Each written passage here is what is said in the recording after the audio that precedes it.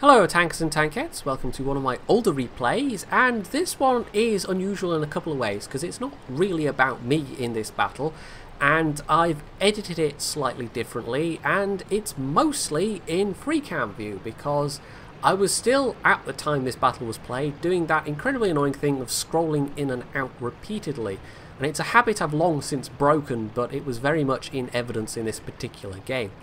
Now I'm in the Tiger II, which I have sold long since past.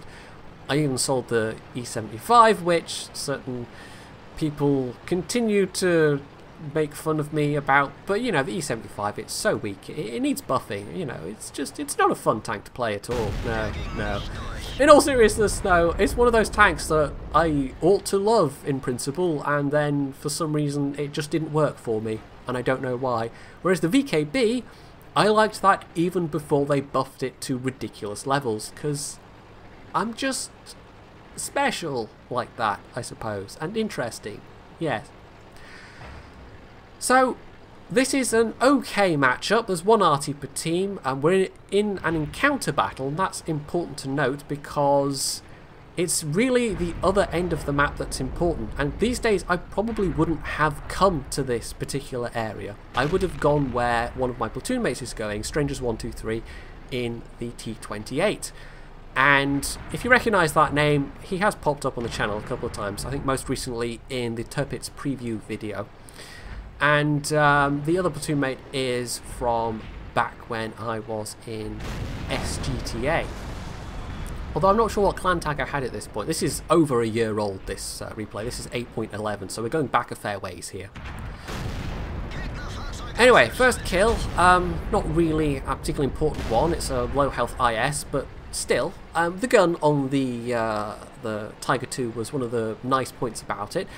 I actually, in an odd way, preferred the VK45A, and I think that's because the Tiger II, there's nothing really special about it. It's a really decent all-round tank, but it doesn't do any one thing particularly well. Whereas the VKA does have one thing it does particularly well, but it struggles a bit with its gun sometimes, and a lot of people don't like it because it does have that weaker penetration.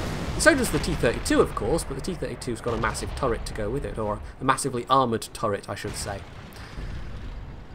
So myself, this E75 and El Shahu, or however you say that, in the Lerva, are holding this corner reasonably well, although the E75 honestly doesn't do very well. You know, at least he's here, but he has, I think, one damaging, maybe two damaging hits in the whole game, and given that we're facing a stock ST1 here that doesn't have the most strong turret, well, yeah, his performance wasn't very creditable. But then, most of the rest of the team isn't doing very well either. Most of them, including our other tier 9s, the Ag-Type and E50, are strung out along the H and J lines, protecting a non-existent cap circle. Yeah, it's not like we're defending a cap here. The cap circle obviously is in C9, and honestly, the enemy team, if they wanted to cap this out, they probably could have. And it's only because they didn't that this turned into the match that it did. None of our team, apart from Strangers and a T95, are anywhere close to the cap circle. And Strangers is not going to last that much longer just because he's so unsupported where he is. None of the team are really reacting to how the enemy team is deploying. But then, the enemy team, frankly, isn't doing that well either. The only place that they're really making a push is on the 9 line. We're at a bit of a stalemate here, and even though the ST1 and the T54, you know, they're both higher tier than us, now that the E75 is dead, they're not really being particularly aggressive, and are actually taking a fair whack of damage in the process. So Strangers is dead. There's some tanks pushing on the 0 line, but those seem to be the only enemy tanks that really are taking any kind of initiative. And it's just luck that the enemy team was as derpy as our team was. Although, I would still say not as derpy, and you will see why as we get further into the battle.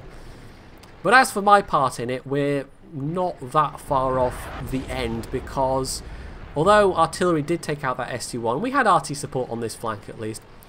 And although the Jagdtiger did come and try and help us, he got taken out by enemy artillery, I think.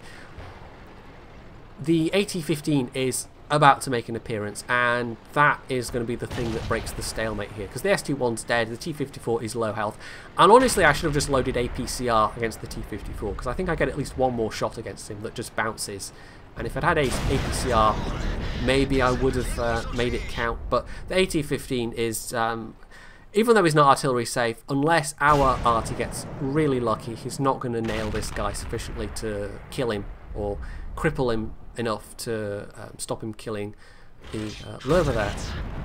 I can't quite see the name properly on the screen, because when I record these, it's on a 720p screen, so everything's a little bit more squashed. So it looks like El Shahu, but it might not be. It might be El Shushain or something. Meanwhile, that's an even less welcome sight. Yes, the T-95 has turned up, and I was thinking of backing off anyway, but I make some critical mistakes here. I stopped to aim at the AT-15, and yeah, I get some damage, but he does even more damage to me. And that delay means that the T-95 can just keep trundling forward, and yeah. So that was a derp on my part.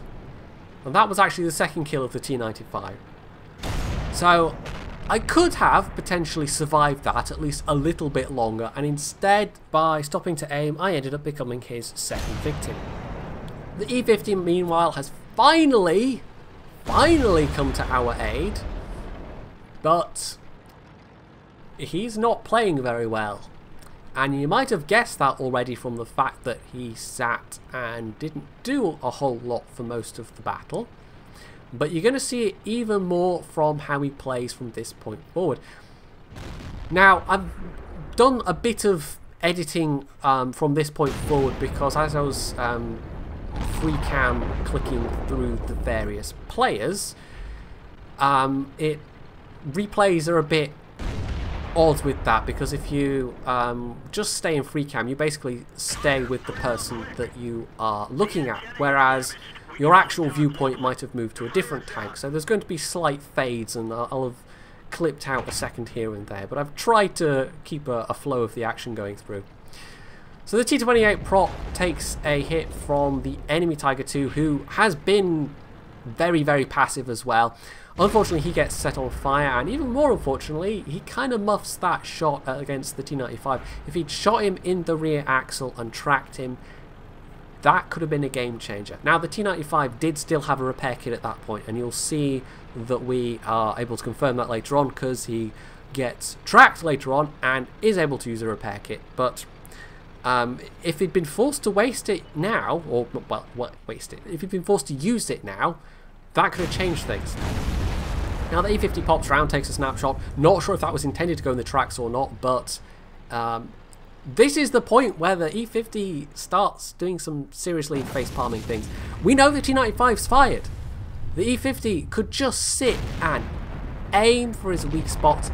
He could even, if he was feeling especially brave, drive up and around the T-95. The T-95 traverses really slowly. He's against a rock, so he can't even turn without having to get away from the rock and expose himself even more. But instead, this E-50 just, he lets him reload. And there's no point in being scared of a tank that's reloading. It can't hurt you. Even if you didn't know the exact reload of a T-95 with the big gun, tank destroyers with big guns have long reloads as a general principle. Even the Foch 155 has got a good couple of seconds in between the space when it can empty its clip, although you'd obviously have to be a bit more careful with that. But the E-50 was just doing everything wrong there, and that is, yeah, if you're in an E-50 in that position and there's a T-95 who's fired, don't immediately go back into cover, use that time. Now, the T-28 prop kind of tried as well, but yeah, and again, the T-95's fired. And the Lorraine looks like he's going to go for it, and then doesn't. So I don't know what's going on there. The prop could have fired at him, but hasn't. So again, I don't know what's going on there. And I'm trying to type in the chat, you know, if he fires, you shoot him while he's reloading. It's a very basic principle, and not one that you expect to see people having difficulty with in a tier 9 match. And there we go, there's the tracking shot. Meanwhile, our Black Prince, who really hasn't done a lot during this battle, starts capping.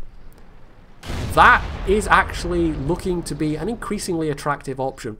There aren't that many times, especially on an encounter battle, where capping is what you want to happen.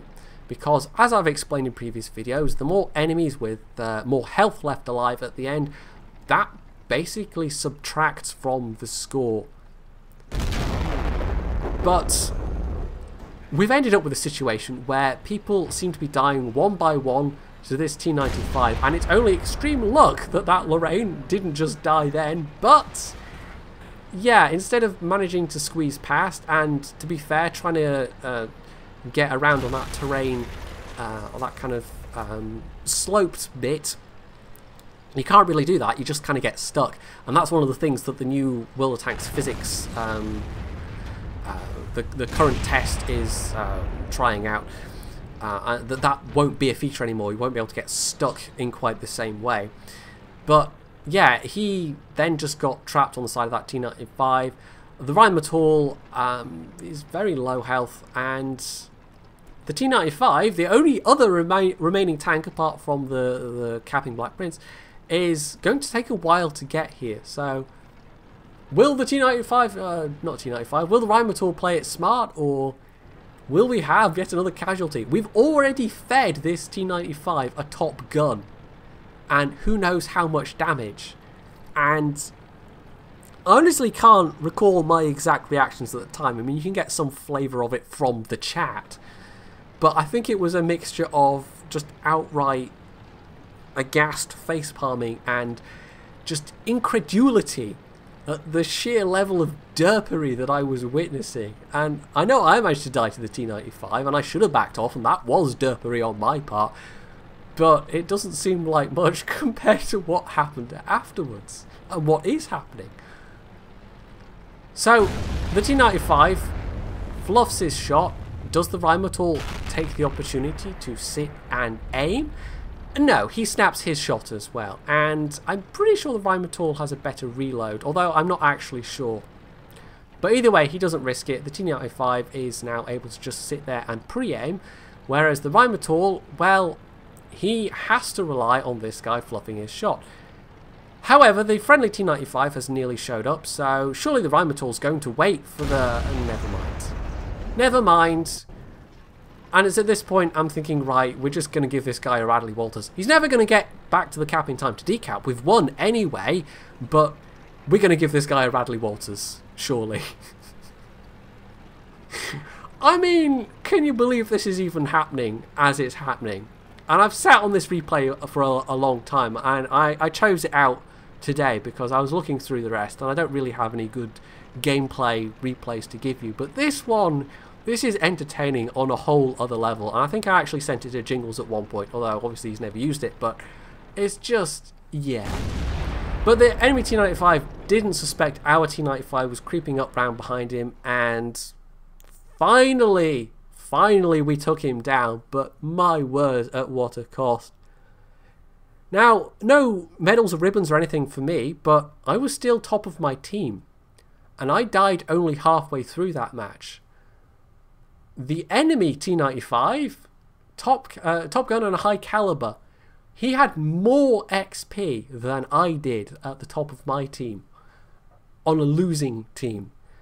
That goes to show you just, I don't even know how many thousands of damage he was fed there at the end. It had to be, what, 2,500, 3,000 damage plus 4 kills? I don't even know. I don't know. Even now, even over a year later, watching this replay at this vastly removed distance, I still don't quite know what happened in that game.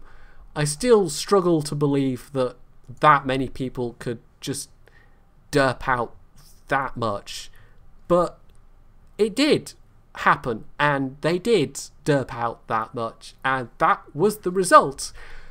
But the good thing is, I mean, you all get to sit there and be entertained by it, and I get to facepalm about it all over again, and hopefully you will never experience being on a team like that, but if you do, well, know that you are not alone in your suffering and sheer incredulity.